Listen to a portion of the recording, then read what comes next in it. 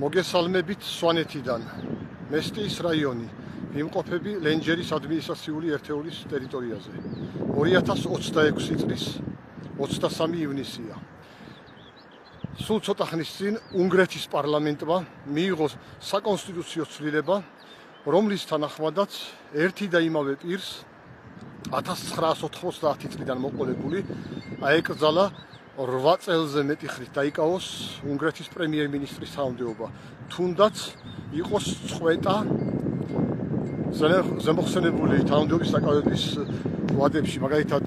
4 წელი ერთი ვადა ყოფილიყო, შემდეგ თქვათ გასული იყოს გარკვეული დრო და შემდეგ თქვათ კიდევ რო დაიკავებინა პოსტი 8 წელზე მეტ ხანს მას ეკრძალება, ანუ ათვლის წერტილად იღება 1990 წელი, 1990 წლიდან მოყოლებული თქვათ მას თუ 8 წელი უკვე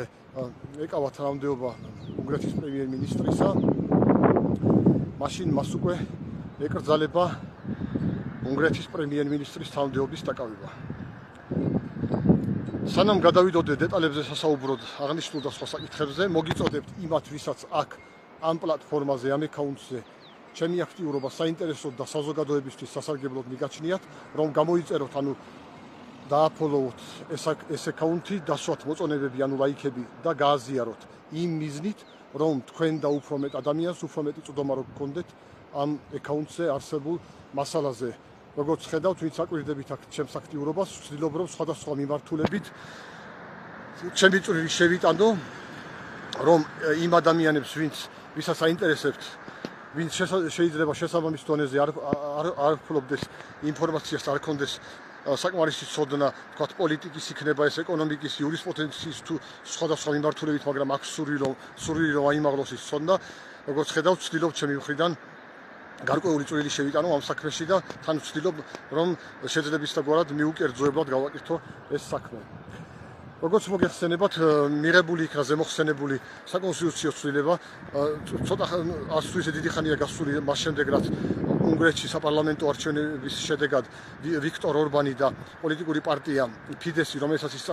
წარმოადგენდა, დამარცხდნენ და პოლიტიკურმა პარტიამ ტისამ გაიმარჯვა საკონსტიტუციო უმრავლესობით, მოიპოვა საკონსტიტუციო უმრავლესობა უნგრეთის პარლამენტში და პრემიერ-მინისტრი, ხოლო მისი ლიდერი მოგეხსენებათ ვიქტორ მადიარი, მისი ლიდერი პეტერ მადიარი და ახლა სულ ცოტა ხნის წინ უნგრეთის პარლამენტმა და ახლა ეს რატომ არის მნიშვნელოვანი, რატო საუბრობ მაგაზე? როდესაც დამარცხდა, მოგეხსენებათ, რომ ვიქტორ ორბანის დამარცხება ეს არის სერიოზული დარტყმა ვლადიმერ პუტინზე, რადგან ვიქტორ ორბანი წარმოადგენდა მის მოკავშირეს ევროკავშირის რიგებში და როდესაც ის დამარცხდა, დაიწყო ლაპარაკი ასეთი, რომ და სხვათა შორის აქ ჩვენთანაც საქართველოშიც, როგორც მოგეხსენებათ, არიან პუტინის გულშემატკივრები და იმათ მას დაიწყეს ლაპარაკი, რომ აი ვიქტორ ორბანიო ისევ დაბრუნდებაო პრემიერ-მინისტრის თანამდებობაზეო. და ეს ამიტომ არის მნიშვნელოვანი. შეხედეთ, როდესაც უნგრეთის პარლამენტმა შეიტანა ახლა საკონსტიტუციაში ეს ცვლილება, ეს უკვე ვიქტორ ორბანს უკრძალავს, რომ დაიკავოს უნგრეთის პრემიერ-მინისტრის თანამდებობა, რადგან მას უკვე ეკავა ზემოხსენებული თანამდებობა დაახლოებით 16 წელი. ახლა ეს მნიშვნელოვანი რატომ არის? უკვე ამ საკონსტიტუციო ცვლილების შემდეგ, ჯერ თვითონ უნგრეთშიც უკვე ბევრი რომ მიხვდა, რომ ვიქტორ ორბანს უკვე კონსტიტუციით აღარ აქვს უფლება რომ დაიკავოს პრემიერ-მინისტრის თანამდებობა, ეს უკვე ფსიქოლოგიურად სერიოზული ფაქტორი არის მის მხარდამჭერებში. რომ უკვე იმათმა რომ იციან, რომ ის ვეღარ დაიკავებს პრემიერ-მინისტრის თანამდებობას, თავისთავად ეს უკვე მის ირგვლივ ძალების დარაზმის ალბათობას ამცირებს. რადგან მოგეხსენებათ, რომ ასეთ შემთხვევაში არის ბევრი ადამიანი, რომელიც ფსიქოლოგიური ფაქტორით ასეთ შემთხვევაში იფიქრებს, რომ მასო მაინც არ აქვს შანსი პრემიერ-მინისტრობის და რა აზრიებს მის ირგვლივ დარაზმასო და ასევე თუნდაც ჩვენთან საქართველოში ეს არის ძალიან მნიშვნელოვანი რისთვის, იცით? აქ ხომ არის რომ მაგალითად პუტინი ძლიერიაო, პუტინის მომრევი არავინ არაო, აი პუტინის გულშემატკივრები რომ ცდილობენ ამის დანერგვას, რომ პუტინი გაიმარჯვებსო და პუტინის განდიდებას რო ახდენენ და რო ნატურულობენ პუტინის გამარჯვებაზე. სიამდვილეში პუტინის გამარჯვება რისთვის უნდათ? ხშირ შემთხვევაში ასეთი კი შეიძლება იყონ იდეური ისეთებიც ვისაც იდეურად უნდა ეს, მაგრამ არის ბევრი ისეთი, რომელსაც უნდა, იმიტომ რომ პუტინის გამარჯვებაში ხედავენ საქართველოში ავტორიტარული რეჟიმის დამყარების შანსებს, ხოლო ავტორიტარული რეჟიმი უნდათ იმ იმედით ხშირ შემთხვევაში ასეთი ადამიანები ისეთები არიან, რომლებიც გარკვეულ დაუმსახურებელ დივიდენდებს ღებულობენ თქვა გარკვეულ დაუმსახურებელ დივიდენდებს ღებულობენ ან აქვთ დაუმსახურებელი დივიდენდების მიღების იმედი და ასეთ იმედს ხედავენ მხოლოდ ავტორიტარულ სისტემაში, რადგან დემოკრატიულ კონკურენტულ გარემოში მათ არ აქვთ იმის იმედი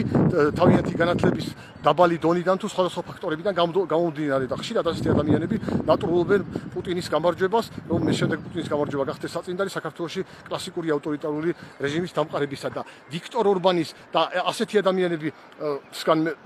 ადამიანებისგან უკვე ისმოდა, რომ აი ვიქტორ ორბანი უკვე დაბრუნდებაო და ეს შესწორება უკვე ასეთ ადამიანებსაც უკვე სერიოზულად აცლის საფუძველს იდეოლოგიისა, რომ აი ვიქტორ ორბანი ისევ დაბრუნდებაო და ვიქტორ ორბანის წარუმატებლობა ეს ერთ-ერთი მნიშვნელოვანი შემადგენელი ნაწილი არის ვლადიმერ პუტინის წარუმატებლობაში, რომელიც განიცდის წარუმატებლობას უკრაინის ფრონტზე. მოგეხსენებათ, რომ